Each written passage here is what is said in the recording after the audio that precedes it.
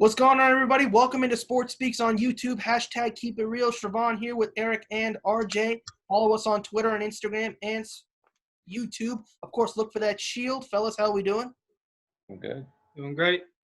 All right, we got the big news of Antonio Brown being suspended for 8 games for violating the personal conduct policy. Brown had previously announced his retirement, his third retirement announcement on social media. But as always, it just seems to be a way of garnering sympathy. So, Eric, I'm going to leave it up to you here. What do you think this ultimately means for him, and will he play another down in the National Football League yet again?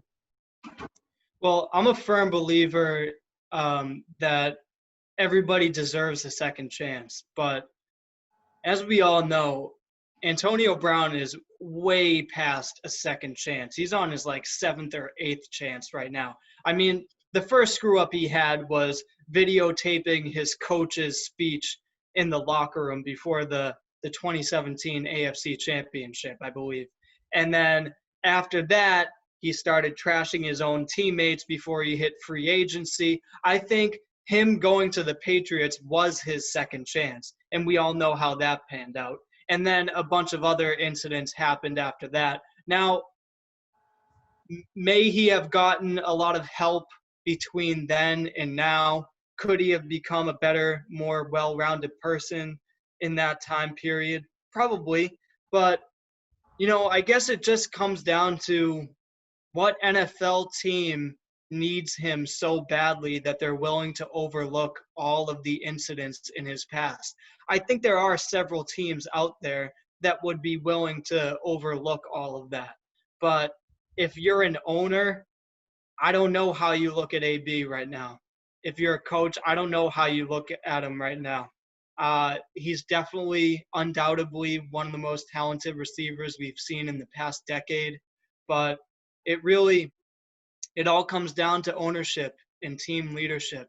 If they're willing to look past all of that, great. If not, I understand. So I'd love to see him back in the league, but if that doesn't happen, I understand that as well. RJ, your thoughts? Well, let me just say this. A lot of people think that I'm an AB fan. I am an AB fan, but I'm not a, fanatic fan. He has these followers, on Instagram and stuff like that. I just like to watch him play. And with the Steelers situation, a lot of people blame him for that. That was not just his fault. That was Ben Roethlisberger's fault, because you ask guys like Hines Ward, Emmanuel Sanders. Ben Roethlisberger is a terrible teammate, and I'm not giving AB no slack or anything. He definitely went too far. But Ben Roethlisberger is the reason why a lot of guys leave the team and they want to leave. But AB handled it the wrong way. Now, what Eric said about second chances, yeah, he's definitely on his seventh, eighth, whatever. But I definitely do think that there is a team out there that will sign him. I got the Texans. I think they will definitely sign him. And the Seahawks. That's my number one because of Russell Wilson. He's been pushing hard ever since last season. He wanted AB. And I see the Packers because of Aaron Rodgers. I think he will want AB.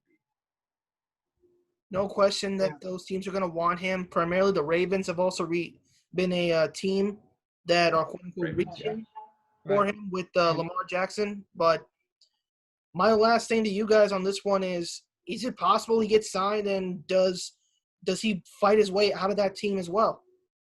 I don't think it's just possible. I think it's probable, because AB has turned himself into a controversial figure. And whether he's good for the league, or even if he's got a bad personality, which I don't know him personally, I can't say whether he does.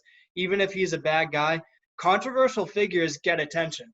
And right now, the NFL kind of need attention, with everything that's been swirling around the league right now. I think any kind of publicity is good publicity for the NFL right now. I think they sign AB back, it'll be good for the league. The question is, will he be good for a team?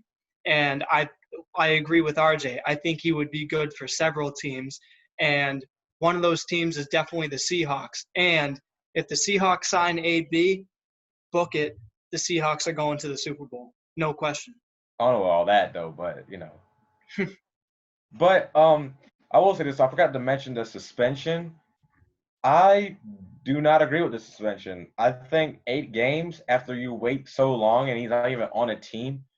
Now, when I first heard of it, I thought, okay, maybe the NFL knows that a team is going to assign him eventually. And then they said, hey, we'll give you 8 games. Or they just gave him 8 games for no reason. But I still think that 8 games is a little bit of a stretch because Ben Roethlisberger was suspended 5 games for his sexual assault thing, but then you suspend AB.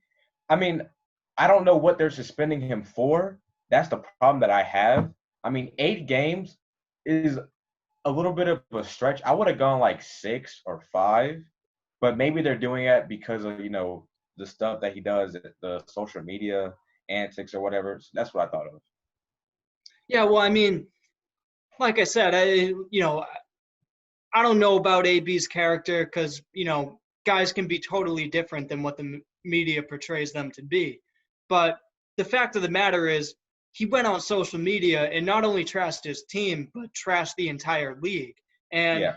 if you work for any other company, if you go out and publicly trash your company or your organization, obviously there's going to be some repercussions for that.